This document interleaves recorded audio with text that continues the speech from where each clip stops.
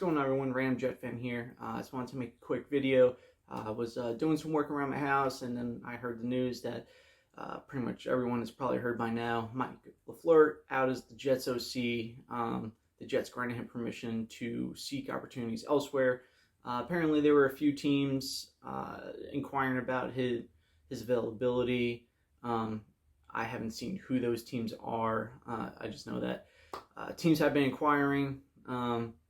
First reaction, both surprised and not surprised. I'm a little surprised. Once Black Friday came and gone, I figured they were riding with Mike Fleur. They were talking about getting him an assistant that had an experienced assistant to help him out on the offensive side of the ball. I'm surprised it happened this quick. If it wasn't going to happen on Black Friday, I know that there were the rumors that they were deliberating on what to do, but honestly, I thought this might take a little bit longer until Woody Johnson or JD stepped in to say, hey, 29th ranked offense, just not good enough, especially when you have all the weapons that we have. I assume that Rob Saleh, he was willing to fall on the sword for LaFleur, but I want to give kudos to Saleh. I know this probably wasn't an easy decision for him.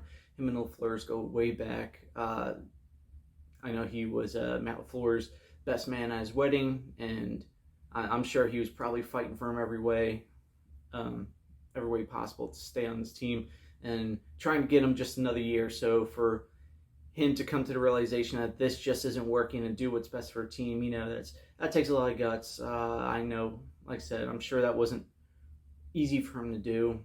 On the other side, I'm not surprised that this happened, though. I mean, it needed to. When your offense was just sputtering the way it was during this losing streak, averaging only about 12 points a game, no offensive touchdowns the past 3 games. It doesn't matter who your quarterback is, what your O-line looks like. In this league, you have to find a way to put up points. For whatever reason, it just seemed that this year, Michael Fleur's innovation just went away. Especially this last game against Miami, it didn't mean anything. You didn't see any trick plays, you didn't see any reverses or anything like that. And like I said, granted, I know the offensive line is banged up and it's not been very good, but you do have a lot of weapons on offense, and it just seemed like he couldn't structure anything around the strengths of his team. It just seemed like he was just sticking with what he was going to go with, and there was no change of direction anywhere. It just seemed like a very stubborn playbook. It was time for LaFleur to go. I don't know if they're doing this to make him like a scapegoat or anything. Rob Calabrese, I'm sure he's next if he isn't already gone. I'm sure he's gone next. Wish Mike LaFleur all the luck in the world.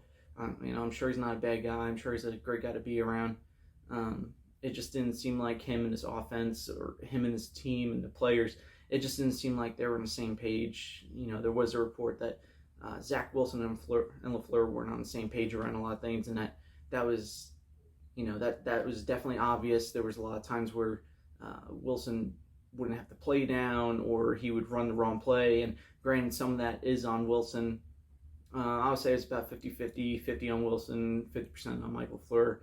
You have to make sure that your team is ready to go in and execute the game plan that you had practiced all week.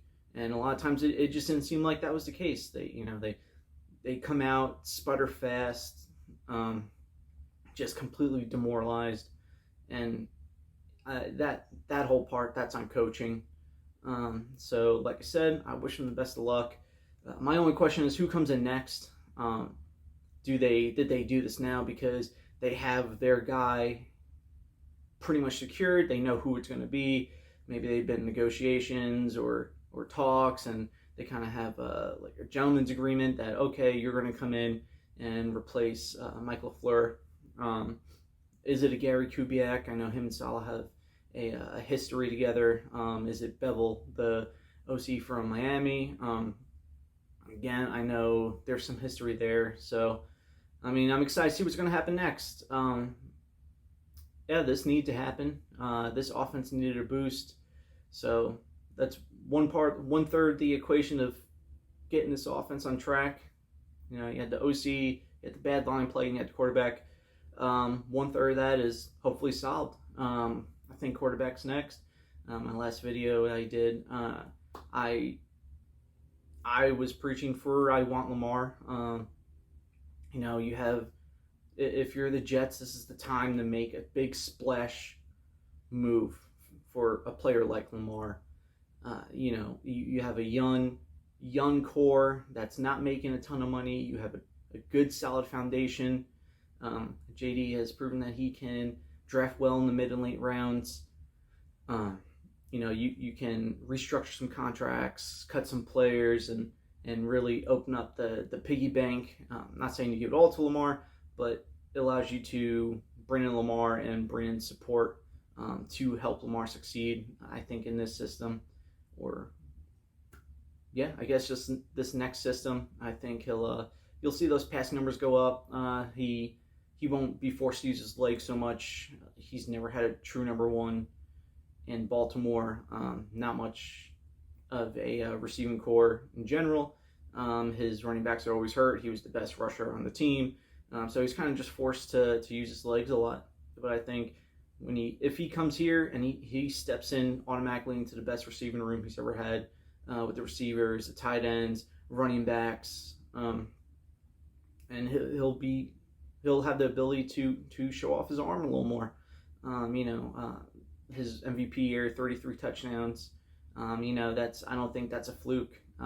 He's proven that he can operate a system. He's proven that he can run an offense, be a leader, use his arm as well as his legs. So to me, you go out, that's your white whale. That's who you go after first. If that doesn't work, and granted, they have to jump on that fast, because if that doesn't work out, that doesn't pan out, you can't have these month-long deliberations with Baltimore. You gotta, okay, Lamar's not realistic, so we gotta jump to plan B. And I think plan B is probably Derek Carr. Plan 2B is probably Jimmy G. But yeah, that's all I got for today. Let me know what you think down in the comments. Like, share, subscribe, and you can follow me on my Twitter at @random_JetsFan. Yeah, this was a quick one, and I look forward to see what happens next. I'll get you guys that info and what I think when the next big thing happens, and talk to you soon.